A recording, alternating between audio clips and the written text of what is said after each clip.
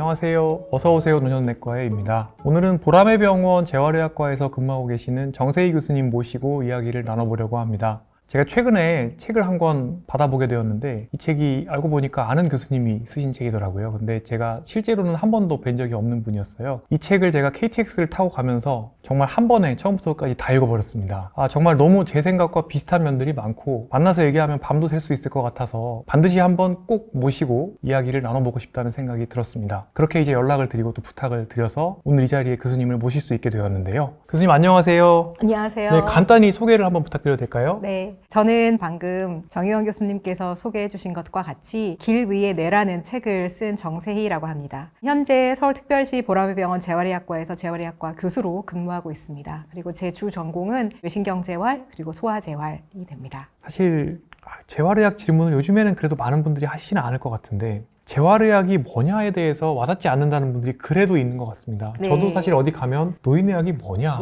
이렇게 물어보시는 분들이 참 많거든요. 네. 그래서 재활의학 교수님께서 업무 시간에 하시는 일에 대해서 조금 설명을 부탁드려도 될까요? 네, 일단 재활의학이 무엇인가에 대해서 먼저 설명을 드리자면요. 재활의학은 어떤 병이나 사고로 인해서 그 전에 병 전이나 사고 전에 하던 어떤 기능들을 할 수 없게 되는 상황이 되었을 때 그 전 상태로 최대한 회복을 시켜드리는 것을 목표로 하는 학문입니다. 제가 전공하고 있는 뇌질환 재활의 경우는 뇌에 병이 생기거나 뇌를 다치게 되었을 때 그 전으로 뇌가 건강할 때로 그 정도의 기능 수준으로 회복하는 것을 이제 목표로 하는 전공이 될 것이고요. 병 전으로. 네, 병 전으로. 그러니까 예를 들면 파킨슨에 걸렸다 혹은 뇌졸중에 걸렸다 그러면 뇌졸중에 걸리기 전, 파킨슨에 걸리기 전 상태로 최대한 회복하게 도와드리는 것이 저희가 하는 일입니다. 그런데 이제 그거 아니고도 정말 무수한 병과 사고가 있을 수 있잖아요. 예를 들면 근골격계 질환, 그래서 무릎을 수술을 받았다, 무릎을 다쳤다 혹은 어깨, 허리를 다쳤다라고 했을 때 다치기 이전, 아프기 전으로 돌아가게 만들어 드리는 것이 재활의학이 되고 심장마비 혹은 심근경색, 심부전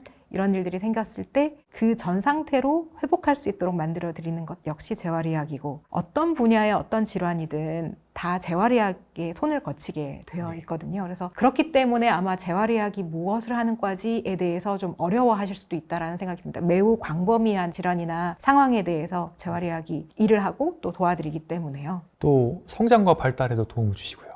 예, 소아질환을 보고 있는데 소아질환에서도 아이들이 이제 기대되는 성장이나 발달을 해야 하는데 어떤 병이나 특정 상황 때문에 그런 것이 잘 되지 않을 때 소아재활이 그 분야에서 일을 하고 있습니다. 네, 그래서 교수님 길 위의 뇌라는 책을 내셨어요. 20년 넘게 의사로 살아오셨고 또 러너로도 살아오셨어요. 그렇게 살아오시면서 아마 내면에 쓰고 싶던 이야기들이 차곡차곡 쌓이셨던 것 같습니다. 오늘 보니까 교보문고 또 에세이 분야에서 아주 상위권에 랭크되어 있더라고요. 네, 축하드립니다. 우선 사실 요즘에 또 러닝이 굉장히 붐이었죠. 네. 그래서 또 러닝과 관련된 책들이 굉장히 많이 쏟아지고 있는데 그 와중에도 러닝과 관련 서적 중에서 최고 수준의 베스트셀러로 지금 계속 굳건히 자리를 지키고 계신 것 같습니다. 네. 정말 뭔가 특별한 점이 있어서 그렇지 않을까 싶은데요. 저도 사실은 달리기 한 지 딱 20년 됐거든요. 2003학년도 수능을 보고 대학 입시에 떨어졌어요. 그리고 그때부터 러닝을 시작을 했습니다. 굉장히 일찍 시작하셨네요. 그때 제가 되게 이제 좀 뚱뚱했는데 체육관에 갔죠. 네. 그랬더니 체육관 형이 일단 너는 너무 비만하기 때문에 웨이트 같은 건 어렵고 트레드밀을 일단 굴어놓고 40분을 탄 다음에 계단, 스태퍼를 30분을 타라. 네. 그래서 살이 다 빠지고 나면 그 다음부터 이제 웨이트를 가르쳐 주겠다고 해서 그 다음 웨이트를 배웠던 기억이 있는데 네. 그걸 너무 이제 지정을 딱 해줘서 네. 그대로 제가 이제 했거든요. 네. 그러고 나니까 어마어마하게 빠른 속도로 체중이 빠졌습니다. 그래서 네. 아무튼 20년 동안 일단 저도 러닝을 해서 생각해보니까 이제 교수님보다 훨씬 후배지만 제가 9년 후배더라고요. 아마 이야기를 하면 정말 밤도 샐 수 있지 않을까 이런 생각들을 했는데요. 그래서 네. 정말 오늘 정세희 교수님 모시고 마라톤 풀코스 느낌으로 한번 이야기를 달려보도록 하겠습니다. 자, 길 위의 뇌입니다. 책 제목이 길 위에서 내닫는 한 발 한 발이 뇌를 건강하게 만든다는 뜻이라고 하셨습니다. 저희가 보통 달리기라 그러면 일단은 체중이 빠진다. 그 다음에 심폐기능이 좋아진다. 이렇게 생각을 하는데 교수님께서 치매 예방에 도움이 된다. 뇌가 좋아진다고 말씀하셨습니다. 네. 뇌도 역시 신체 일부입니다. 네. 그래서 신체가 건강하지 않는데 뇌가 건강할 수는 없거든요. 그래서 네. 기본적으로 신체가 건강해야 하고 혈관의 건강, 그리고 에너지 대사, 그리고 심폐 체력 그런 기반 하에서 뇌가 일을 하고 작동을 하는 것이기 때문에 우리가 뇌의 건강은 신체의 건강과 별개다. 머리를 쓰면 뇌가 좋아진다. 이렇게 생각하지만 실은 몸도 건강해야 뇌도 건강할 수 있는 것이 됩니다. 네. 예전에 저희 병원의 정신과 선생님이신데 김성윤 교수님께서도 그런 얘기를 하셨더라고요. 뇌라는 게 결국에 근육들을 컨트롤하기 위해서 진화가 된 거기 때문에 이 근육을 사용하는 과정에서 사실은 뇌와 주고받는 피드백이 많다. 네. 그래서 교수님의 직업을 이제 유추를 해보신다면 이 제목의 뜻을 알아맞히기는 사실 어렵지는 않을 것 같은데요. 교수님께서 또 숨겨놓으신 다른 뜻도 있다고요?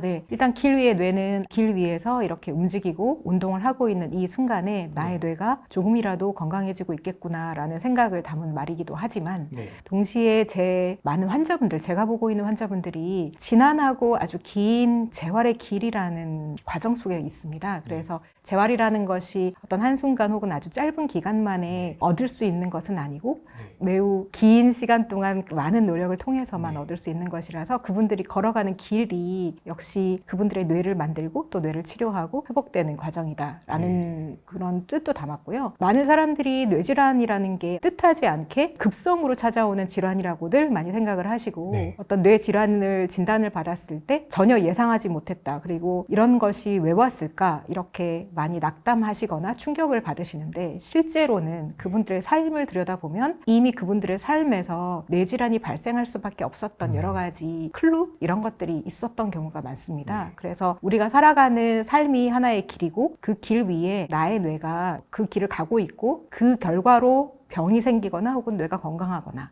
이런 일들이 생길 수 있다. 이런 모든 뜻을 담은 제목이었습니다. 네, 너무 멋진 제목인 것 같습니다. 그래서 제가 굉장히 인상적이었던 부분이 교수님께서 내 책임의 부분이라는 그래프를 만드셨어요. 저는 이걸 어디 뭐 논문에서 본 그림은 아니었던 거고 교수님께서 생각해서 만드신 그림이신 거죠? 논문에서 아마 따왔을 것 같습니다. 제가 만든 그림이라기보다는 어딘가 논문에서 보았을 것 같은데요. 제가 이제 아까 저를 소개할 때 제가 주로 전공하는 분야가 뇌질환의 재활 그리고 소아재활이라고 말씀드렸어요. 그래서 저는 사실 매우 나이 드신 분 그리고 매우 어린 환자분들을 보고 있어요. 그런데 제가 어르신들을 진료할 때랑 아주 어린 아이들을 진료할 때랑 제가 해드릴 수 있는 혹은 의료진들이 해드릴 수 있는 역할이 상당히 다릅니다. 근데 그 이유는 어린 아이들에게는 사실 어떤 병이나 병원에 다녀야 하는 그런 이유에 대해서 물을 수가 없어요. 그 아이들의 책임이 거의 없다시피 합니다. 그저 그냥 운이 나빴거나 해서 병원에 오는 경우가 많은데 그렇지만 어른들의 경우는 그분들이 병원에 와서 치료를 받아야 하는 이유, 환자가 된 이유는 사실 그분들의 책임이 상당 부분 있다라고 생각할 수밖에 없는 정황들이 많이 있거든요.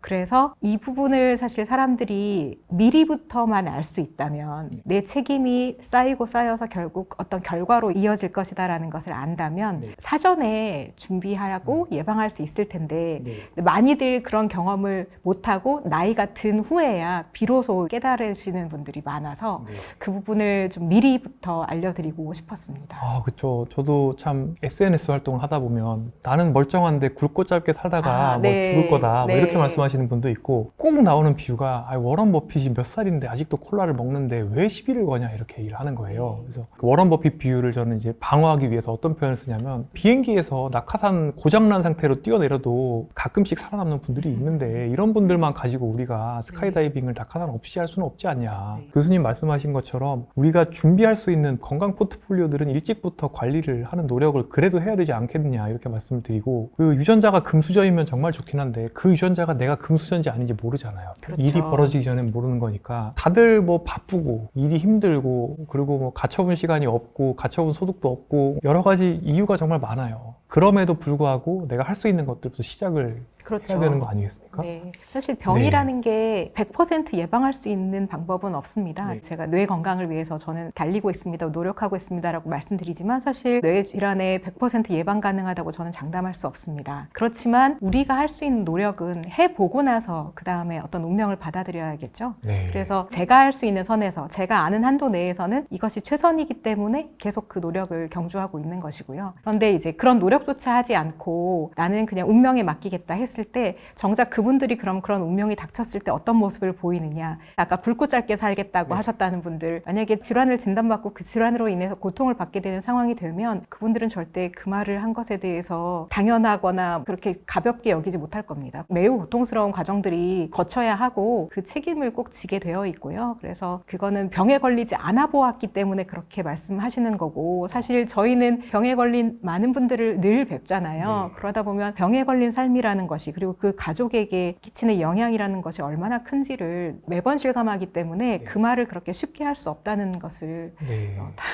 확실하게 말씀드리겠습니다. 눈물이 날 것 같습니다. 네. 왜 그러냐면 정말 제가 어떤 식으로까지 말씀을 드리냐면 정말 굵고 짧게 사시면 괜찮은데 그렇죠. 문제는 길게, 노쇠한 상태로 길게 오랜 시간 이제 맞습니다. 병치를 네. 하셔야 되고 그러다 보면 본인은 정말 완전 뭐 식물인간에 가깝게 되면 의식도 없어서 그냥 행복하실 수가 있는데 또는 완전히 이제 치매가 오셔서 아예 그냥 거의 뭐 침상 생활을 하시게 되면 본인은 괜찮으실 수 있다. 그러면은 옆에 계신 가족분들은 대체 무슨 죄며 본인의 돌봄 비용과 생활비를 다 대야 되는 또 자식 세대에는 또 무슨 죄가 되냐. 그래서 결국에 저는 이 업보를 네. 받게 될 수 있다 이렇게 말씀을 드리거든요. 그렇게 네. 강력하게까지 말씀을 드리는데요. 그래서 교수님께서 이제 운동연금을 이제 말씀하신 게 저는 너무 와닿았고 운동이 이제 노후에 쓸 수 있는 이제 돈 모으는 거랑 이제 비슷하다 이렇게 비유를 하셨더라고요. 네, 운동이 당장 내 삶에 어떤 체력이나 활력을 주는 수단이기도 합니다. 네. 하지만 인생을 좀 길게 보았을 때 저에게 이제 찾아오신 환자분들이 운동을 좀 해보겠다고 찾아오신 분들 혹은 재활치료를 받겠다고 찾아오신 분들이 많이 계셨어요. 본인이 찾아오시는 경우도 있고 보통 자녀분들이 모시고 오는 경우도 있습니다. 그런데 이분들의 이제 그간의 삶의 경로를 보면 운동을 해야 된다는 자각이나 인식 없이 그냥 살아오셨죠.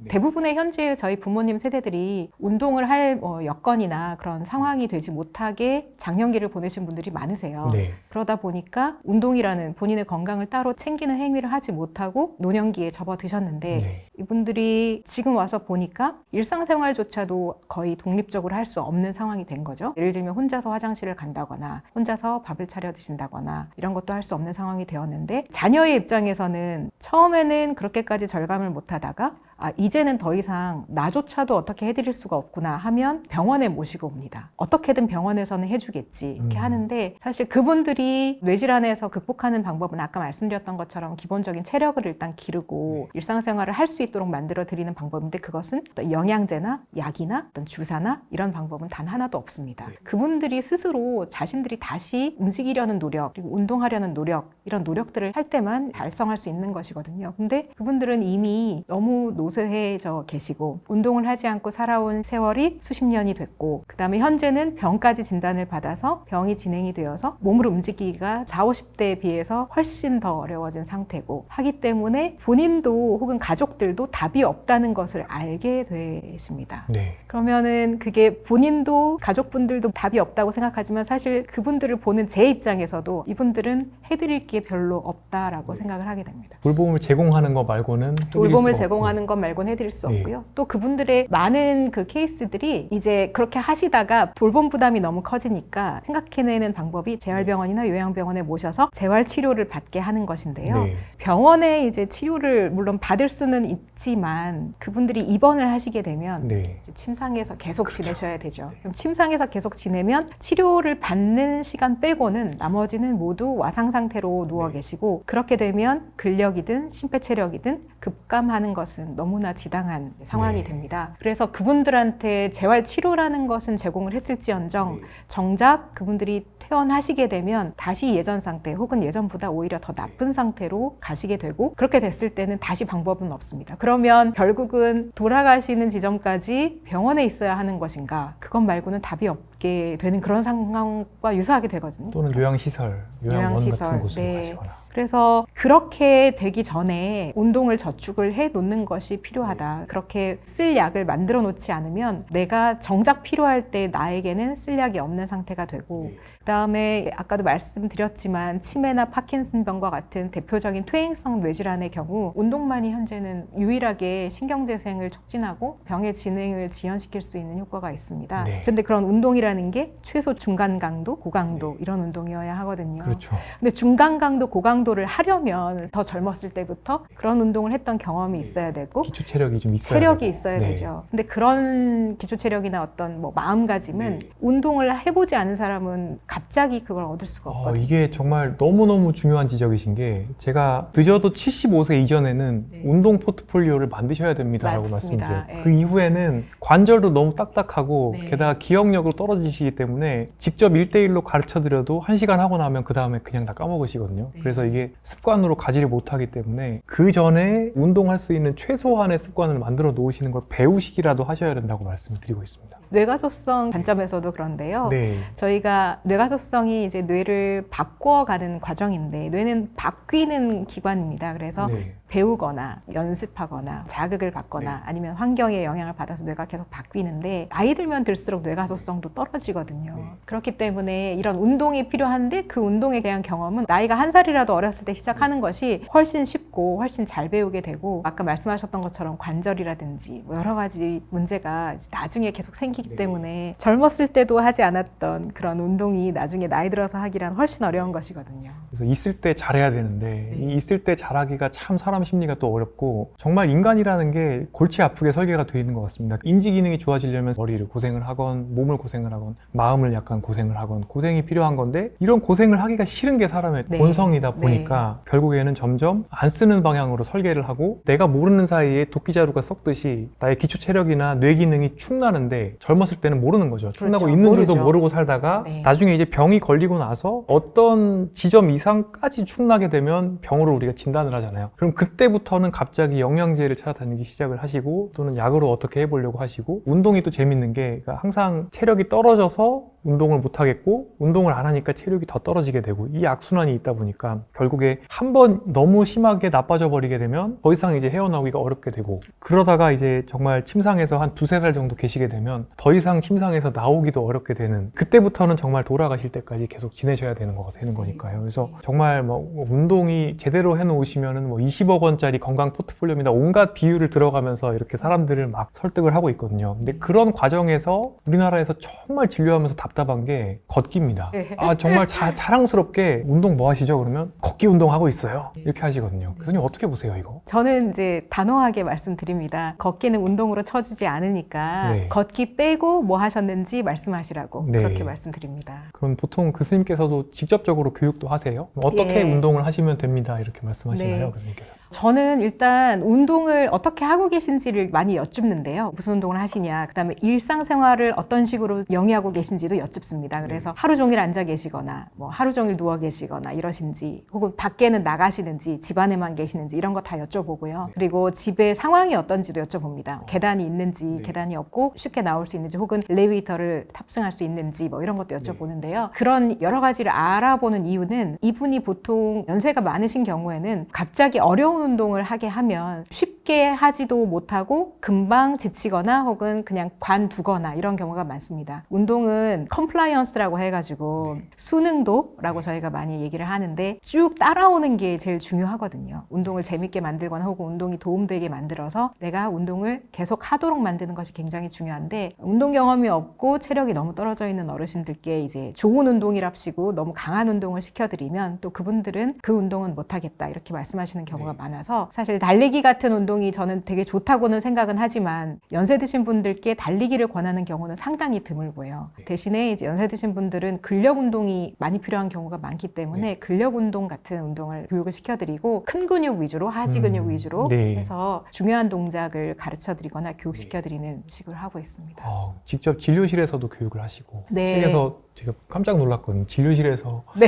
교육을 하신다고. 네, 저는 진료실이 약간 어떤 체육시설을 방불케 하는 시간도 있는데요. 왜냐하면 말로 설명해가지고는 이분들이 운동 경험이 없고 운동에 대한 지식이 없으면 말로 전달했을 때 그게 무슨 의미인지 전혀 모르시는 분들이 많으세요. 네. 그래서 아예 동작을 보여드립니다. 그래서 동작을 보여드리고 어떤 경우는 그냥 핸드폰으로 찍어 가시라고 그렇게 가르쳐드리기도 하고요. 동작을 보여드린 후에 그 동작을 직접 해보시게끔도 하는데 대부분이 사실 정확하게 못 하시거든요. 그러면 제가 그분들의 동작을 찍어드리고 제 동작을 찍은 거하고 비교해 보셔서 뭐가 다른지를 알려드리고 이런 점은 고치셔야 된다고 알려드리고 그렇게 하는 경우도 있고요. 근데 이거 영상에서 이렇게 말씀하셔도 괜찮으세요? 왜냐하면 이제 구름과 같은 환자들이 이제 운동을 교육받으러 올 수도 있지 않습니까? 예. 그런데 제가 운동을 많이 가르쳐드리고 운동을 강조하는데요. 네. 어떤 분들은 가르쳐드리면 숙제를 잘 해오십니다. 네. 근데 어떤 분들은 시간 시간을 들여서 가르쳐 드려도 내가 언제 그런 말을 들었느냐 하면서 다음 진료 때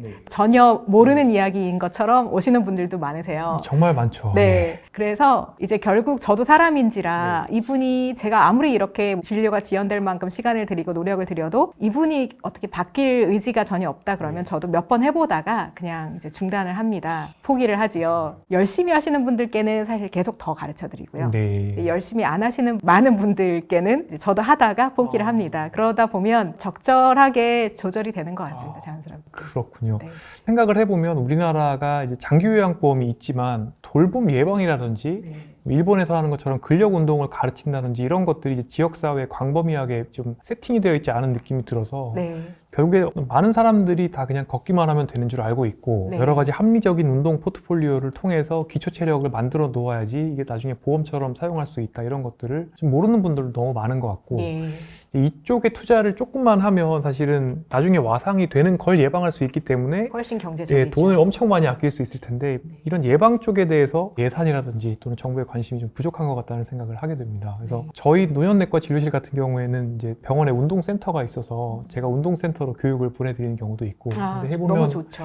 근데 정말 한 과반 또는 75% 정도 되는 분들은 교육해드리면 거의 그냥 뇌에 일시적으로 얹혀 있다가 교육 시간이 끝나고 나면 대부분 다 까먹으시는 이제 경우가 많은 것 같고 정말 극히 일부의 환자분들만 그 이후에도 또 교육을 다시 받으러 오시고 점검 받으러 오신다든지 아니면 이제 종이를 이제 잘 가지고 계시면서 이게 막 종이가 너덜너덜해질 때까지 운동을 하시고 그런 분들은 정말 좋아지세요. 보면 근육량도 늘고 근기능도 좋아지고 골밀도도 좋아지고 이런 게 눈에 보이는데 이렇게 바뀌는 분들이 별로 없다는 게 또 굉장히 또 슬픈 면인 것 같습니다. 그래서 저도 진료를 하다가 똑같은 방식으로 가르쳐 드리는데 어떤 분들은 좋아지고 그걸 해오시고 어떤 분들은 전혀 할 생각도 없고 좋아지지 않는가 항상 궁금했거든요. 근데 그런 데에서도 이분이 이전에 어떤 삶을 살았느냐에 따라 갈리는 거더라고요. 그래서 이전부터 뭔가를 하셨던 분, 뭐 운동이든 아니면 어떤 노력을 실제로 하셨던 분들은 병원에서 어떤 조언을 주고 특히 본인의 노력이 필요한 실천을 해야 하는 것들이 있을 때 본인이 그것을 하시는데 그렇지 않은 삶을 살았던 분들은 그거는 나의 이야기가 아니다. 나는 그냥 환자이니 서비스를 받아야 하는 대상일 뿐이다라고 생각하시면서 본인의 몫은 하지 않는 경우들이 상당히 많습니다. 교수님도 이제 재활의학과 의사시니까 아마 저하고 비슷한 관점으로 생각하시는 거가 아마 있을 것 같아요. 뭐냐면 사실 근골격계 통증과 관련된 시장도 제가 봤을 때는 운동을 제대로 하고 생활 습관을 개선하면은 거의 완치가 될 수 있는 건데 어마어마한 돈이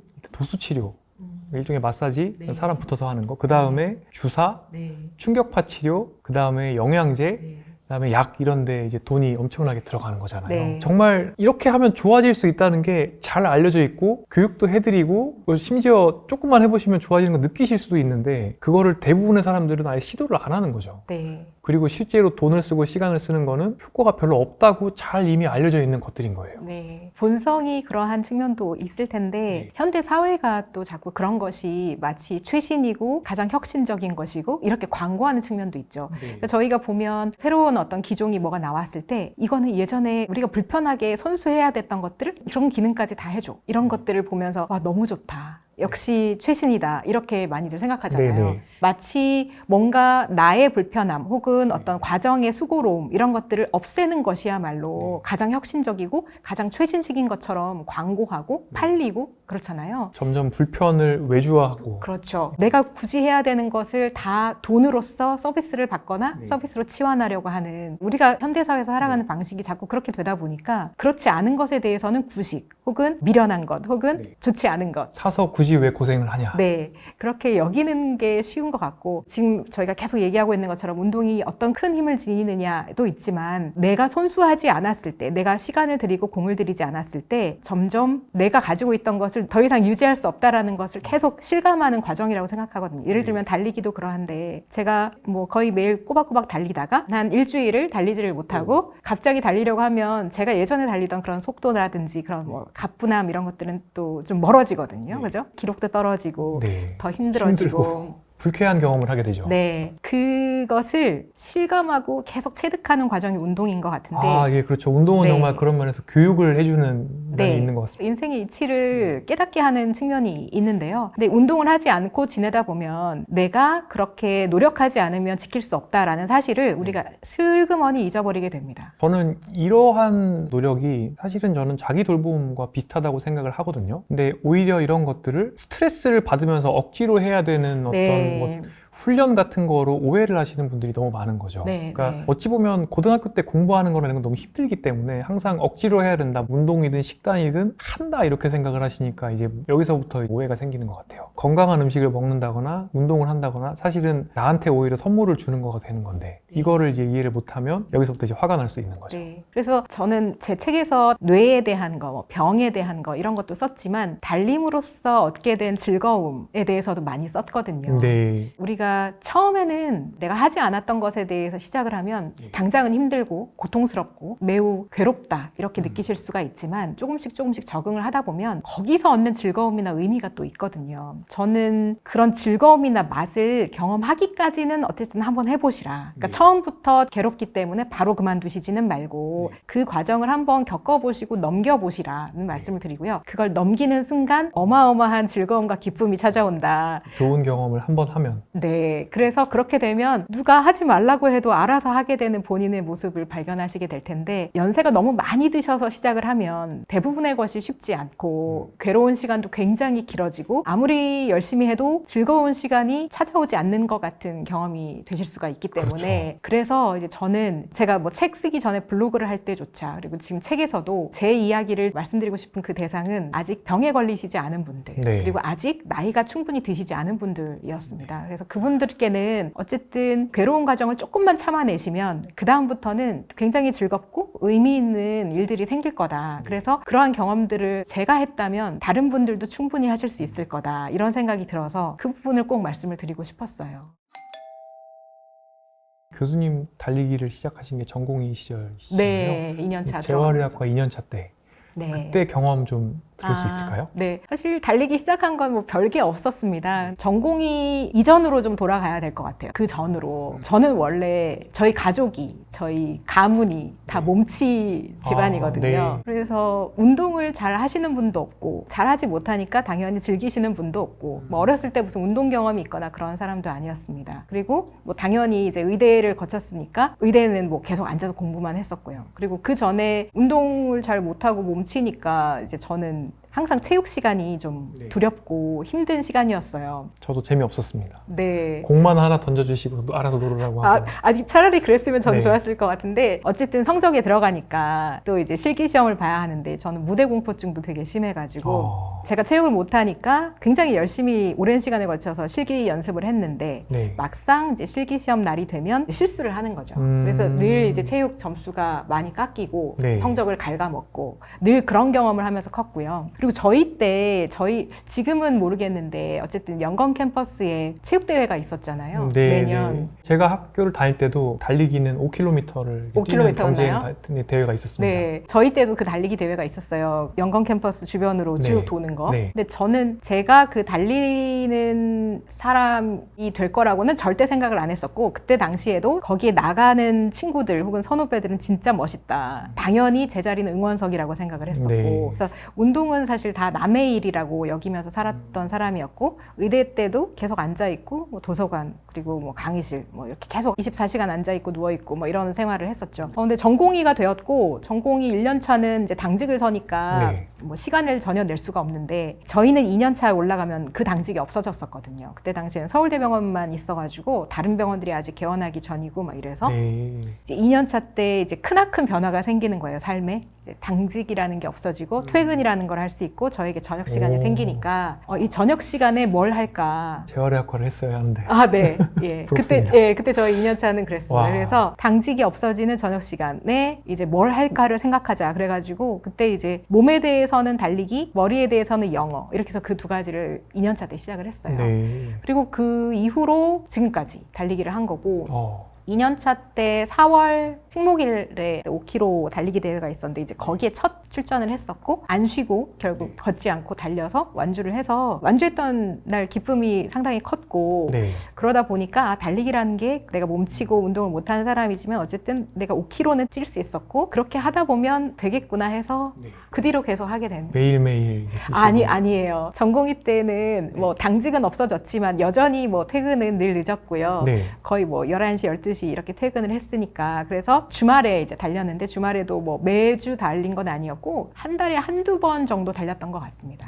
한 달에 한두 번이었지만 그때는 20대였으니까 달리기 대회도 하프까지는 이제 쭉 나갔고 4년차 때 풀코스 처음 나갔고 예, 그렇게 했었습니다. 와, 그럼 교수님께서는 겨울에도 뛰시는 스타일이시죠?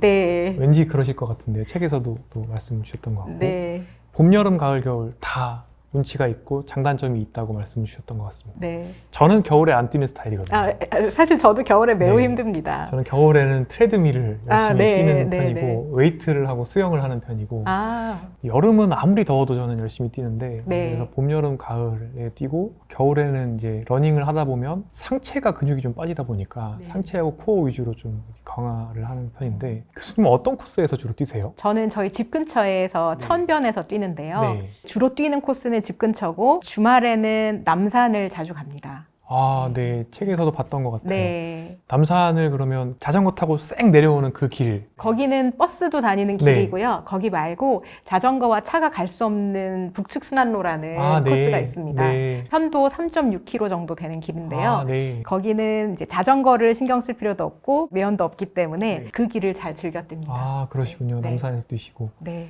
달리기 말고도 다른 운동 하시는 건 없으세요? 저 근력 운동도 네. 같이 하고 있고요. 네. 달리기와 근력 운동의 비율이 때에 따라 좀 바뀌는데 네. 뭐 1대1이 될 때도 있고 어떤 때는 근력 운동이 더 많을 때도 있고 달리기가 더 많을 때도 있고 그렇습니다.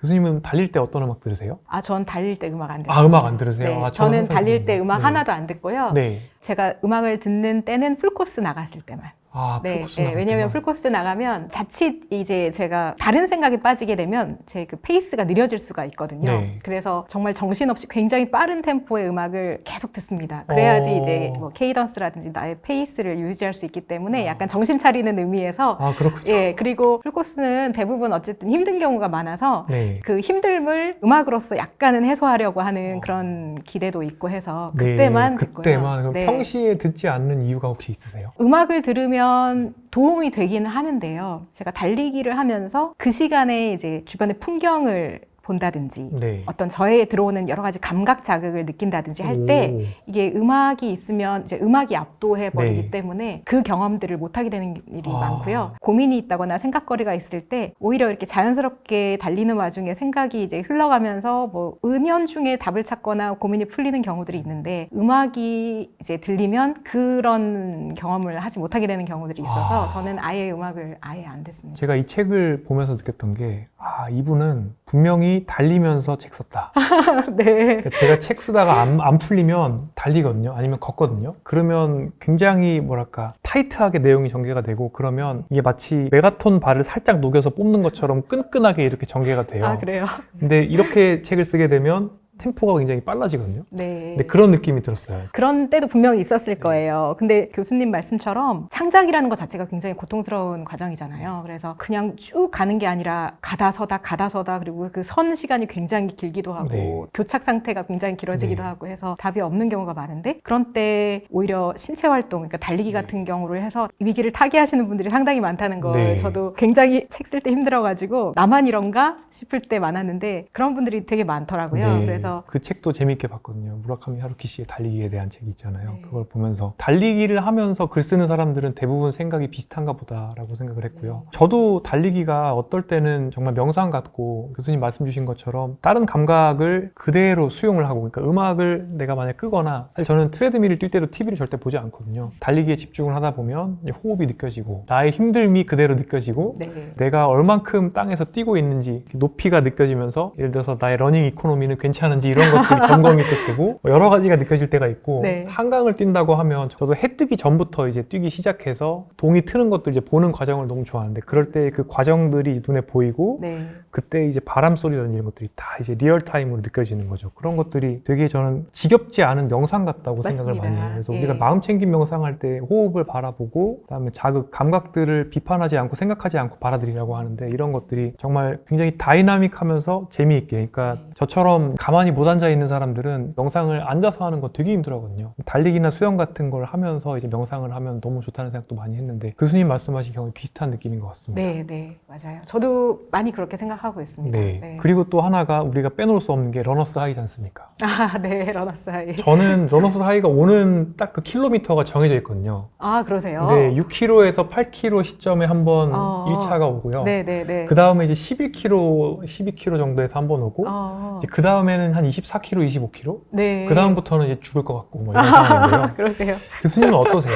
그 러너스 하이에 대한 기준이 좀 다른 것 같아요. 저는 네. 제가 20년 넘게 뛰었지만 러너스 하이를 경험했다는 걸 거의 손으로 꼽아요. 아, 정말요? 네, 러너스 하이를 그냥 편하게 달려진다라고 생각하면 정말 많은 그런 날들이 있지만 저는 그걸 러너스 하이라고 보지는 않고 그냥 아, 내 컨디션이 괜찮은가 보다 그냥 이렇게 여기고 넘어가거든요. 네. 그래서 저는 러너스 하이가 몇 번이나 있었지? 이렇게 생각해보면 저는 사실 잘 모르겠어요. 아, 되게 네. 엄격한 기준을 네, 그런가 봐요. 적용하시는군요. 저는 기분이 좀 좋은 거 가지고는 아, 지금 아. 바람이 딱 나한테 기분 좋게 부네 이렇게 생각하지 그게 아. 러너스 하이라고는 잘 생각 안 합니다. 근데 네. 저는 이게 러너스 하이가 저는 맞는 것 같은 게 딱 페이스가 그때 바뀌어요. 그러니까 한 번씩 페이스가 올라가고 아, 네. 근데 같이 제가 뛰던 분이 있었는데 정말 제가 그때 말한 그 구간에서 갑자기 치고 나가는 게 보였다는 거예요. 그래서 항상 저는 어떤 느낌이 드냐면 그때부터 그러니까 6km에서 8km 될 때 일단 페이스가 올라가고 그래서 정말 시간 가는 줄 모르겠고 정말 죽을 때까지 뛸 수 있을 것 같고 네, 무한대로 뛸 수 있을 네, 것 이제 같고. 그러면서 갑자기 그때부터 뇌가 빨리 돌아가는 거예요.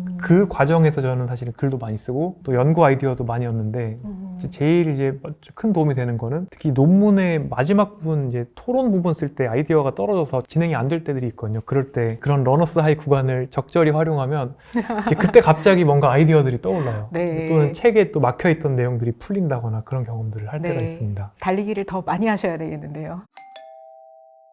종종 제가 받는 질문 중에 이제 이런 것들이 있습니다. 운동하는데 쓰는 시간만큼 그대로 수명이 늘어난다 하더라도 어차피 똔똔이지 않느냐 또는 운동하면 오히려 가속 노화가 되는 거 아니냐 뭐 이렇게 또 질문을 하시는 분들도 있거든요. 그래서 네. 운동할 시간을 아껴야 되는 시간이라고 생각하시는 분들도 있는 것 같아요. 근데 운동을 안 하면 그분들이 무엇을 하죠? 그분들 결국 핸드폰 보시고 뭐 컴퓨터 앞에 앉아 계시고 TV 앞에 앉아 계시는데 그렇게 앉아 지내는 시간이 우리 몸에 얼마나 나쁜지는 사실 다 알잖아요. 제2의 담배라고도 얘기하지 네, 않습니까? 네. 그래서 그렇게 말씀하시는 것은 그러니까 결국 핑계 찾기인 것 같고요. 네. 저는 적절한 그런 말씀은 아닌 것 같고 특히 이제 운동을 하면 뭐 활성산소 말씀을 항상 하셔요. 그래서 운동을 하는 그 행위 자체가 활성산소 노화의 주범이고 뭐 각종 질환의 주범이 활성산소를 늘린다 그런 말씀들을 많이 하시는데 제가 생각하기에 이 세상에서 가장 힘이 센 거는 시간이라고 생각하거든요. 네. 시간 앞에서는 뭐 영원한 게 아무것도 없고 시간에 따라서 변해가는 게 어느 누구도 예외가 될 수는 없는데 시간이 가면서 아기 때는 성장을 하지만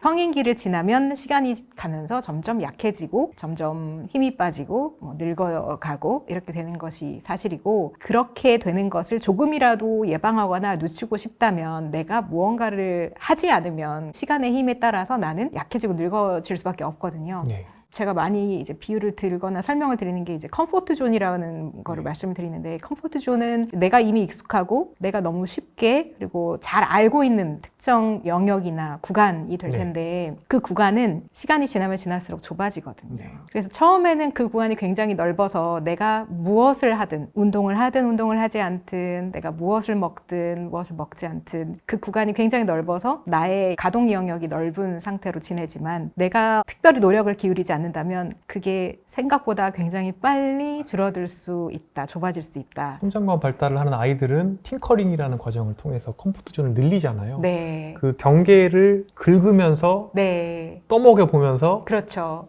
아픈 거를 경험하고 그렇죠. 입에 넣어보면서 그렇죠. 그리고 뭐 넘어지면서 걷는 걸 배우고 네. 네, 이렇게 되죠. 뭔가 변연을 확장을 해야 하는데 네. 우리는 이미 나의 컴포트 존 충분히 있다라는 생각에 노력을 하지 않고 지내면 네. 그 컴포트 존은 점점 이제 좁아 들어오게 되고 결국은 나도 모르는 사이에 내가 이제 더 이상 설 자리가 없어졌다는 것을 뒤늦게 깨닫게 됩니다. 이 컴포트 존과 관련해서 제가 요즘 굉장히 흥미로운 현상이라고 보는 게 사람들이 존투 운동을 되게 좋아합니다. 아, 네. 근데 저는 컴포트 존을 넓히는 방식으로 운동을 해야 된다고 생각하고 다양성이 있는 운동을 해야 된다고 맞아요. 생각해서 예. 그래서 존투의 양이 많아야 된다는 건 사실이겠지만 인터벌도 해야 되고 죽을 만큼도 운동을 해야 된다고 생각하고 예전에는 존 4를 해야 된다고 또 그랬었단 말이에요. 그래서 다양한 운동을 사실은 다 섞어서 하는 게 좋고 내가 생각하는 컴포트 존을 벗어날 수 있는 조금이라도 이게 넓힐 수 자극을 있는 그렇죠. 주는 것들이 사실은 이제 네. 정말 트레이닝 과정이라고 생각을 하는데 그런 면에서는 존투만을 운동하는 것에 대해서 교수님은 어떻게 보세요? 제가 이제 책에서도 많이 강조했지만 심폐체력이 굉장히 중요한 지표다, 네. 건강 지표다라는 말씀을 드렸고 심폐체력이 결국 병명, 그다음에 나의 나이, 뭐 성별 이런 것보다 오히려 나의 사망 위험을 가장 중요하게 예측하는 지표다라는 말씀을 드렸는데요. 그 이제 심폐체력이라는 대표적인 수치가 이제 VO2 max 최대 산소 섭취량인데 최대 산소 섭취량은 온몸의 구석구석이 다 건강했을 때 이제 도달할 수 있는 얻어질 수 있는 수치잖아요. 그런데 최대 산소 섭취량의 가장 중요한 팩터는 결국 심박출량이거든요. 네. 심장의 근육이 충분히 이제 강하고 컴플라이언트, 유연하다고 하는데 그래서 얘가 한 번에 많은 양의 혈액을 짜줄 수 있어야지 이제 VO2 max가 가장 커지는데요. 이제 존2를 말씀하시는 분들 중에서는 이게 이제 마이토콘드리아의 생성, 그다음에 뭐 팻의 소비, 뭐 이런 것들을 이제 말씀하시면서 그래서 이 운동이 좋다 이렇게 말씀을 하시지만 심폐체력의 측면에서만 봐도 그 존2의 운동만 했을 때는 미미한 효과가 있습니다. 그래서 가장 핵심은 결국 심장의 인이 강해지는 게 제일 중요한데 그러려면 존2 가지고는 부족하죠. 그래서 이게 재밌는 게 저희도 이제 어르신들의 뭐 운동이나 이런 교육들 하면서 어르신들도 본인의 신체 기능에 따라서 그러니까 내가 예를 들어서 70의 체력이 있으면 72, 3 이렇게 긁어내듯이 조금씩 위로 올리는 게 굉장히 중요하거든요. 그렇죠. 마찬가지로 젊은 분들도 내가 지금 가지고 있는 게 요만큼이면 조금 더 불편하지만 늘리는 방향으로 운동을 하면 결국에 도움이 될 거라고 생각을 해볼 수 있는 건데 네. 이제 여기서 이제 존투만을 해야 된다고 생각하게 되면 어찌 보면 컴포트 존 안에서 컴포트 계속 존 안에서 하게 될수 운동하는 있는 거죠. 그래서 존2가 전 세계적으로도 말씀들을 하시지만 유난히 우리나라에서 인기예요. 그 이유는 걷기를 좋아하는 것과 똑같다고 저는 생각합니다. 아, 힘들지 않게. 네, 그러니까 걷기가 운동이 된다, 뭐 맨발 걷기 좋다 이렇게 자꾸 말씀하시고 그런 얘기가 많이 들리니까 거기서 위안을 얻고 아 저것만 해도 나는 충분히 건강할 수 있어라고 위안하는 것과 똑같다고 같은 맥락이라고 보거든요. 그래서 존2가 그렇게 사람들이 아, 다 존2가 좋대, 존2가 좋대 자꾸 이렇게 얘기하는 이유는 그렇게 좋다고 생각하면 자기 마음이 편해지거든요. 불편한 거를 어떻게 좀 안 하려는 핑계가 필요하다. 네, 좋은 핑계가 되는 것 같습니다. 또 제 경험이 잘 완주를 해서 그러니까 마지막 부분에 제대로 기능을 발휘하기 위해서는 아껴서 그러니까 느리게 가려고 노력을 하는 과정도 굉장히 중요하잖아요. 그러니까 네. 대회를 나가거나 또는 이제 장거리를 혼자 트레이닝을 해보면 정말 잘 느리게 가는 훈련도 굉장히 중요한 것 같아요. 네. 교수님께서는 이건 어떻게 보세요? 그거는 좀 약간 전략인 것 같아요. 예, 전략인 것 같고 그러니까 특정 목표를 달성하기 위해서 우리가 예를 들면 비유를 한번 해볼까요? 수학 성적이 올라가야 되는데 어떤 아이는 실수가 잦은 아이가 있을 것이고 어떤 아이는 문제를 푸는 속도가 좀 느린 아이가 있을 것이고 그러면 실수가 많은 아이한테는 실수를 줄이는 게 그 목표를 달성하게 하는 좋은 방법일 것이고 문제를 느리게 푸는 아이는 문제를 좀 빨리 푸는 연습을 하면 그 아이는 수학 성적이 오르겠죠. 그래서 어떤 그런 특수한 상황이나 특수한 목적에 맞게 하는 데에는 이제 거기에 맞는 그리고 나의 장단점을 파악해서 그렇게 하는 게 좋을 것 같고 그게 아니라 뭔가 좀 더 이제 일반적인 운동 혹은 일반적인 어떤 목표를 위해서라면 그러니까 말씀하신 대로 다양하게 그리고 나의 그 경계를 좀 넓히는 네, 그런 운동이 필요하다. 약간 그런 불편한 네, 불편하고 너무 편하지 힘들지만 않은, 네. 그래서 저는 대회를 나가는 경험도 가끔은 이제 어떤 깨달음을 주는데요. 많은 깨달음을 주는데 특히 이제 풀코스 대회를 나가보면 말씀하신 대로 내가 전략을 잘 세웠고 그 전략을 또 잘 수행했느냐 뭐 이런 것도 사실 되돌아보는 계기가 될 수도 있겠지만 일상생활에서 혹은 내가 훈련하는 그 기간 중에 충분히 괴로웠고 충분히 고통스러웠으면 달리는 그 풀코스 대회에서는 굉장히 편하고 즐겁습니다. 그런데 내가 그 대회를 준비하는 기간 동안에 편하고 쉬웠으면 대회 당일에는 무척 고생을 합니다. 이거 네. 너무 중요한 지적 같습니다. 네. 사실 악기를 해도 네. 그러니까 연주회를 잘하기 위해서는 힘들게 연습해야 되고 네. 어떤 특정 뭐 소절이 있다고 하면 그 소절을 가장 어려운 방식으로 연습을 하는 게 도움이 되고 반대로 그걸 쉽게 연습하려고 후리듯이 하면 결국에는 늘지가 않거든요. 네. 똑같은 것 같아요. 네. 정말. 그래서 내가 대회를 나가면 사실 뭐 4만 보 정도 뛰게 되잖아요. 풀코스를 하게 되면. 그죠? 네. 그죠? 4만 보네요. 네. 40km니까. 네, 그러면 그 4만 보를 이렇게 디디는 순간순간마다 내가 지난 몇 달 동안 내가 이걸 안 해서 지금 힘들구나. 혹은 내가 지난 몇 달 동안 너무 잘해서 지금 이렇게 즐기고 있구나. 이게 그 계속 생각하게 되는 계기가 되거든요. 네. 그래서 그런 경험들이 저는 그런 것들도 운동을 하니까 제가 이런 것을 깨닫고 느끼는 계기를 얻게 되는 거지. 만약에 운동을 하지 않았으면 정말 이런 생각은 하지도 못해 봤겠구나. 이런 생각들을 많이 합니다. 그쵸. 4만 번 피드백 당할 수 있는 네. 기회가 되네요. 네, 네. 그래서 운동을 하시라는 말씀을 드리는 게 이제 운동을 하면서 나를 계속 돌아보거나 뭐 성찰을 하거나 혹은 뭐 생각을 해보거나 아니면 좀 더 잘 느껴보거나 네. 네, 이런 계기들이 운동을 통해서 얻는 경우가 많아가지고 저는 그래서 운동이 참 삶의 좋은 방식 중에 하나라고 생각하고 있습니다. 평소에 내가 어쨌든 길 위에서 흘렸던 땀, 길 위에서 찍었던 발자국이 결국 내가 잘 달려낼 수 있느냐, 그다음에 달려내는 것뿐만 아니라 즐겁게 달릴 수 있느냐를 결정한다. 그럼 교수님께서도 LSD도 하시고 인터벌도 하시고 전반적인 네. 모든 포트폴리오를 다 하시는 거죠? 아니요, 저 잘 못하고요. 저는 빠르게 달리기를 잘 못해서 저는 사실 인터벌이 많이 부족합니다. 제 훈련 포트폴리오 네. 중에서는 저는 그냥 달리는 것 자체를 좀 좋아하는 편이라 물론 좀 빠르게도 뛰고 느리게도 뛰기도 하는데 인터벌을 하다 보면 네. 좀 생각할 시간조차 없잖아요. 네. 그때는 생각할 겨를도 없잖아요. 그러니까 인터벌은 잘 안 하게 되는 경우가 많은 것 같고 인터벌은 주로 언제 하냐면 좀 무릎이 아프거나 해서 길게 달리기가 어려운 날에 오히려 인터벌을 그때 합니다. 저는 요일로 정해놓고 했던 것 같아요. 시즌 내는. 예를 들어서 화요일은 제가 오전에 외래 진료가 있기 때문에 그럼 오후에는 잠깐 짐에 가서 트레드밀에서 인터벌을 한다. 또는 인터벌에 준하는 뭔가 땡기는 그런 것을 하고 주말, 토, 일요일은 무조건 장거리를 이제 뛰고 그 다음에 이제 그럼 나머지 이제 월수, 목금에는 크로스 트레이닝이라든지 그러니까 수영을 한다든지 웨이트를 한다든지 그 다음에 또 회복하기 위한 약간 느리고 천천히 길게 뛴다거나 아니면 반대로 뭐 야소 800 같은 걸 한다거나 뭐 다른 그런 트레이닝 저보다 방법으로. 훨씬 전문적으로 하시는 것 같습니다. 아닙니다. 저는 그렇게 막 주도 면밀하게 계획을 세워서 훈련을 하는 것은 아니고요. 저는 마일리지 늘리는 거가 거의 대부분이고 그냥 달리기 그 자체가 좋고 물론 뭐 기록도 어떤 때는 좀 탐이 나기도 하지만 기록이 잘 나오면 좋은 거고 뭐 잘 나오지 않아도 그냥 내가 즐겁게 달린 거 완주한 것만으로도 좋은 경우들이 많아가지고 그리고 사실 살다 보면 달리기의 훈련을 제대로 할 수 있는 시간이 그렇게 많지 않잖아요. 그래서 맞습니다. 그리고 저도 달리기를 하면서 많이 느끼는 게 이제 간혹 기록을 땡겨야겠다는 생각이 앞서면 반드시 부상이 따라오고 맞아요.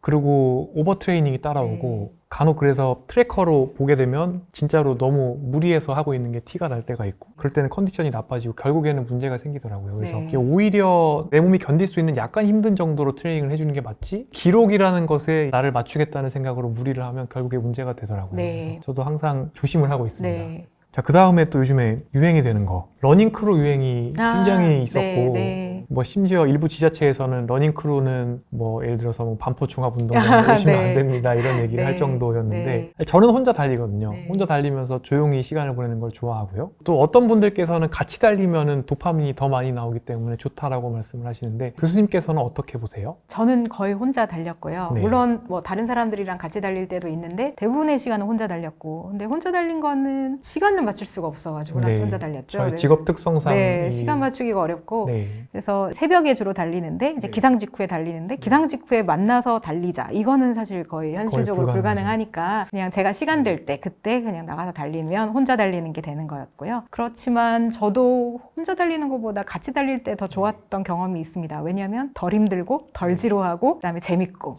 그래서 아까 말씀해 주신 것처럼 도파민이 더 분비되는 것 같다 뭐 그런 느낌은 충분히 공감을 하고요. 러닝크루의 열풍은 저는 뭐 러닝의 문제라고는 보지 않고 러닝크루가 뭐 여러 가지 불편 불편함을 끼친다 뭐 이런 것들은 우리나라의 그냥 모임 문화인 것 같아요. 제가 뭐 예를 들면 산을 가도 혹은 뭐 어디 뭐 여행을 가도 결국 혼자 오는 사람, 혼자 가는 사람보다 두셋이 모였을 때 소란을 피운다거나 뭐 주변에 영향을 끼친다거나 불편을 끼친다거나 이런 경우들이 훨씬 많았기 때문에 러너만의 특수한 문제라고 보지는 않습니다. 오히려 러닝 크루를 통해 가지고 러닝에 입문하신 분들이 뭔가 조언도 얻고 힘든 그 시간을 좀 덜 힘들게 지나갈 수 있는 계기가 된다면 저는 굉장히 좋다고 보고 네. 시작 동기가 어쨌든 간에 이게 러닝 크루의 유행이든 뭐든 간에 어쨌든 달리기에 발을 들이신 것만으로도 저는 너무나 다행이다. 칭찬할 만한 네, 얘기죠. 많은 사람 너무 응원하고 싶고. 네, 응원하고 싶고 그리고 그렇게 해서 그게 유행이 되어서 한 명이라도 더 달리기라는 이 좋은 것을 경험을 하신다면 저는 너무 바람직하다. 왜냐하면 처음에는 그게 뭐 러닝 크루에 어떤 문제가 있을 수도 있지만 결국 그 사람이 달리기라는 것이 얼마나 좋은지를 알게 되면 그런 문제 정도는 크게 문제되지 않는다라고 보는데요. 이제 네. 다만 그냥 제가 좀 안타깝다 혹은 아쉽다라고 생각하는 거는 우리가 러닝을 가르치는 분들이 많아요. 네. 러닝을 가르치는 분들이 많은데 잘 달리는 법 이런 것들을 가르치시거든요. 기록 단축하는 법 이런 것들을 가르치시는데 그걸 가르치기 전에 먼저 러닝 에티켓과 러닝 매너부터 가르쳐야 된다고 저는 생각을 합니다. 예, 근데 교육장에 가보면 러닝 에티켓과 매너는 가르치지를 않으세요. 그리고 거기 오시는 분들도 항상 달리기 기록과 실력을 이제 향상하기 위해서 오시지 매너 배우려고 가시지는 않거든요. 그런데 어쨌든 제일 중요한 것은 우리가 사회 구성원으로서 산다면 네. 내가 즐기는 어떤 취미 행위가 다른 사람에게 해를 혹은 불편을 끼치면 안 된다고 보고 러닝 클래스나 이런 데에서 에티켓과 매너부터 가르쳐 주었으면 어땠을까 네. 그런 생각을 많이 했고 근데 지금은 이제 그런 좀 노력들이 있는 것 같더라고요. 그래서 지금 그런 변화들이 좀 생긴 것은 전 다행이라고 봅니다. 네. 네. 그 요즘에 이제 인터넷을 보면 예를 들어서 뭐 페이스가 얼마 이상이 안 되면 카보나 신으면 안 된다. 뭐 이런 얘기도 있거든요. 근데 네. 사실 저는 카보나라는 걸 되게 뒤늦게 접하고 네. 아, 이런 신세계가 있다니. 그리고 사실 달리는 것들이 너무 많이 편해지긴 했거든요. 그러니까 과거에 제가 2010년 이전에 신었던 신발이나 또는 10년대 초반에 신었던 신발들은 사실은 뭐 카본도 당연히 없고 그리고 옛날에는 굉장히 납작한 그런 밑창의 네, 러닝화가 맞아요. 주류였기 때문에 네. 제가 30 중반이 되면서부터는 그런 것들이 오랜 기간 달리고 나면 무릎도 좀 아프고 이런 게 있다가 쿠션이 많이 들어간 이제 카보나들이 나오기 시작한 거예요. 그러면서 이렇게 쾌적할 수가 있어? 그러면서 페이스도 좋아지고 또 장거리를 달렸을 때 후유증도 적고 그랬는데요. 근데 요즘에 인터넷을 보면 카보나를 뭐 함부로 신으면 안 된다 이런 얘기가 네. 있어서 네. 제가 생각하는 것과는 좀 정반대인 것 같아서 네. 교수님 의견이 좀 궁금합니다. 저는 카보나 신어도 된다고 생각하고 저는 그 처음 카보나가 그 이름이 아마 나이키 넥스트 4%였나? 뭐 그랬을 거예요. 네, 몇 퍼센트 러닝 이코노미 좋게 만들어준다고. 러닝 이코노미를 4% 네. 그걸 신고 달렸을 때 러닝 이코노미가 4% 향상되더라라는 점을 이제 부각하기 위해서 나이키에서 이제 그렇게 이름을 붙였었고 그때부터 저는 그 신발을 사서 신었거든요. 그러니까 처음에 카보나 첫 출시됐을 때부터 카보나를 신었고 저도 이제 그 신세계를 맛봤죠. 교수님처럼 카보나의 특징은 지면 반발력을 극대화시켜주는 게 카보나의 특징입니다. 그래서 지면 반발력이라는 게 이제 땅을 박차고 내가 몸을 앞으로 이동하는 그 힘인데 내가 내 뭐 종아리 근육이나 발의 근육을 사용해가지고 밀고 나가야 되는 그거의 일부를 카보나가 경감을 시켜주거나 이제 도와주는 역할을 한다고 보시면 되죠. 그래서 카보나를 신고 뛰면 일단 기록이 좀 빨라지는 것도 있고 아까 말씀하신 대로 근육의 피로도가 확실히 줄어듭니다. 카보나는 저도 즐겨 신고 특히 일상생활에서 저 그냥 데일리 트레이너로도 그냥 카보나를 신고 대회 나갈 때는 반드시 카보나를 신고요. 저는 오늘 여기 걸어올 때도 카보나를 신고. 네. 그렇게 할 필요까지는 없는데 빨리 오시고 싶었는지. 네. 그래서 이제 카보나가 그런 측면에서 저는 저의 경우는 똑같이 달렸는데 피로도가 줄어들으니까 회복 기간을 짧게 만들 수도 있고 해서 저는 좋다고 보고요. 그런데 이제 카보나가 좋으니 너도 나도 카보나를 신는다. 그러니까 특히 이제 초보자의 경우 카보나를 신는 것은 저는 안 하셨으면 좋겠다라는 생각이 들고요. 근데 이제 뭐 페이스 기준으로 얼마 이상의 속도로 뛰지 못하는 사람은 카보나를 신지 않아야 한다고 뭐 신을 자격이 없다. 이런 류의 주장, 뭐 이런 류의 구분은 의미가 없다고 보고 네. 아직 뭐 연구는 더 되어봐야 하겠지만 카보나 신는 것 자체가 문제라고 생각하지는 않습니다. 그래서 초보 때부터 그러니까 달리기라는 것에 아직 체 준비도 안 돼 있고 몸이 만들어지기 전부터 좋다니까 신는 것 그냥 무작정 충분한 고려 없이 러닝화 계급도에 맞춰서. 자꾸 왜 계급과 신분을 나누려고 하는지 그러니까요. 모르겠는데 처음부터 그게 좋다고 하니 뭐 신는다 혹은 비싸고 좋아 보인 신다는 것은 안 하셨으면 좋겠지만 그렇다고 해서 카보나를 무작정 신지 말라 그런 비판은 굳이 할 필요는 없다고 생각합니다. 그럼 또 하나가 이제 많이 사람들 생각하는 게 무조건 미드풋으로 달려야 된다. 네. 저는 약간 이제 포어풋이거든요. 네. 미드풋에서 포어풋으로 이렇게 뛰는 편인데 네. 이 미드풋에 대한 얘기가 굉장히 많은 것 같습니다. 네. 그러니까 착지법에 대한 이야기는 이미 이제 오래전에 많이 규명이 되어가지고 논란의 여지도 사실 없는 것인데 그렇게 업데이트가 되었다는 사실조차 인식을 못하거나 혹은 업데이트가 되었음에도 불구하고 내가 생각하는 혹은 내가 뛰었던 방식이 옳다고 생각하시는 일부 분들이 미드풋을 이제 좀 많이 강조를 했던 거죠. 광고를 했던 거죠. 저는 뭐 러닝을 가르치는 분이거나 혹은 러닝 전문가라고 하시는 분들이 이제 충분히 좀 새로운 지식을 습득하고 그 부분에 대해서도 알릴 것을 알리고 한다면 뭐 미드풋 열풍 같은 것은 없었을 거라고 생각을 하는데 이제 그렇지 않았던 경우들이 많아서 미드풋이 불필요하게 이미 다 밝혀진 사실임에도 불구하고 교조화된 거죠. 네, 교조화되다시피 해서 그런 부분을 좀 이제 사실에 근거해서 좀 알려드리고 싶었고요. 그래서 뭐 편하게 착지하면 되는 거죠. 편하게 착지하면 되고 이제 착지법마다 특성이 있고 이제 사용하는 근육이나 패턴 뭐 이런 것들이 다 다르기 때문에 본인한테 유리한 뭐 본인에게 맞는 그런 착지법을 쓰면 되는 것이지 특정 착지법이 다른 착지법보다 우수하다 혹은 더 낫다 뭐 이렇게 얘기하는 것은 바람직하지 않은 게 되겠습니다.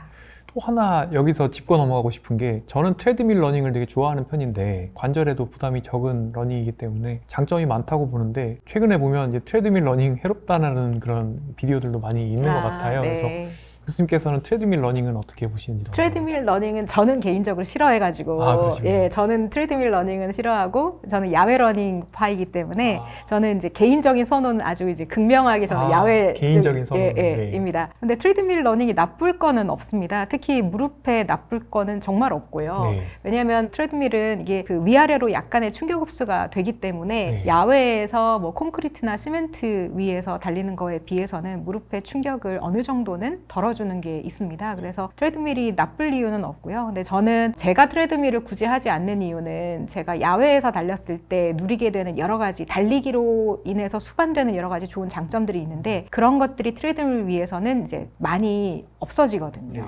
예, 뭐 경치라든지 혹은 아까 말씀드렸던 뭐 실시간의 어떤 감각이라든지 그리고 제가 스트레스를 푼다든지 이런 것들 생각할 시간을 얻는다는 것들 이런 것들이 트레드밀 위에선 매우 하기 어려운 거여서 그래서 저는 트레드밀을 잘 쓰지 않는데 겨울철에만큼은 트레드밀 러닝이 매우 필요하고 중요하죠.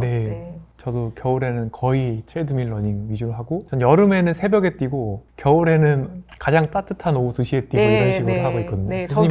저도 주말에는 항상 낮에 뛰려고 좀 하고 근데 이제 주중에는 낮에 뛸 수가 없잖아요. 직업이 저도 그러니까 주중에는 가급적이면은 원래 제가 뛰던 시간에 뛰려고 하는데 하필 그날 눈이 많이 왔다거나 뭐 길이 많이 얼었다거나 그러면 병원에 있는 트레드밀을 사용하거나 뭐 이런 경우들이 있습니다. 지금까지 저희가 달리기에 대해서 많은 이야기를 나눴는데요. 그럼에도 불구하고 운동, 특히 달리기에 대해서 주저하시는 사람들에게 하시고 싶은 말씀이 있으시다면요? 달리기가 정말 좋아서 저는 그 달리기는 한 번쯤 해보셨으면 좋겠다라고 권하고 싶지만 이미 이제 제 환자분들이라든지 아니면 연세가 많이 드신 분들이라든지 해서 달리기에 엄두가 안 나시는 분들도 계실 것이고 또 뭐 나이가 혹은 병이 문제가 아니라 내가 달리기를 시도를 해봤지만 무릎이 아프다거나 혹은 다른 문제 때문에 달리기는 내가 지속할 수가 없다라고 생각하시는 분들도 꽤 많습니다. 그런 분들께는 제가 이제 뇌건강 측면에서 혹은 뭐 다른 어떤 건강상의 이득 꼭 달리기에서만 얻을 수 있는 것은 아니고 유산소 운동도 다 그런 이득을 주기 때문에 대표적으로 뭐 수영, 자전거 저는 실외에서는 등산도 저는 좋아하고요. 실내에서는 로잉 머신도 굉장히 좋은 유산소 운동 굉장히 저도 좋은 매우 좋아합니다. 저도 되게 좋아하는데 아주 좋은 유산소 운동이고 실내 자전거, 천국의 계단도 많이들 하시는 유산소 운동이죠. 근력도 강화할 수 있고 그래서 그런 운동을 대신 하시는 것도 좋고 그리고 수영도 아주 좋은 유산소 운동이죠. 근데 운동마다 조금씩의 장점과 단점들은 좀 다르기 때문에 이제 그 부분은 잘 고려하시면 되고 달리기 많이 정답인 것은 아니고 내가 달리기를 할 수 없는 상황이라면 그런 다른 종류의 유산소 운동도 똑같이 좋다. 그래서 그런 것들을 권유해 드립니다. 오늘 정세희 교수님 모시고 이야기 나누는데요. 본케인 의사 그리고 부케인 작가 모두 정말 너무 성공적으로 하고 계신 분이라고 생각합니다. 지금까지 이렇게 해오실 수가 있었던 게 역시나 러너이셔서가 아닌가 생각해 보게 되었고요. 저도 사실 생각해 보면 러닝을 그동안 했기 때문에 정말 항상 달리려고 노력했기 때문에 지금까지 버틸 수 있지 않았나 이런 생각을 할 때가 있습니다. 참 이 운동하는 시간이라는 게 저는 정말 10배 이상 나에게 돌아온다. 정말 운동하는 시간은 달리는 시간이 아니다라고 항상 저도 말씀을 드리고 있었는데 교수님께서 이렇게 나오셔서 직접 또 운동에 대한 전문가, 재활의학 전문가로서 이렇게 말씀 주셔서 정말 기뻤습니다. 이 영상을 보시는 여러분들께서도 꼭 이 운동의 즐거움을 느끼시고 정말 지금 건강이 남아있을 때 그 건강을 더 잘 지키시면 좋겠고 또 지금 현재 또 여러 가지 질환을 경험하고 계신 분들도 또 운동을 통해서 이 질환을 극복하는 선순환을 만들어 보실 수 있으면 너무 좋겠습니다. 교수님 오늘 바쁘신 중에 이렇게 출연해 주셔서 다시 한번 감사드리고요. 감사합니다. 네, 지금까지 어서오세요 소년내과의 였습니다. 다음 시간에 뵙겠습니다, 여러분. 감사합니다. 감사합니다.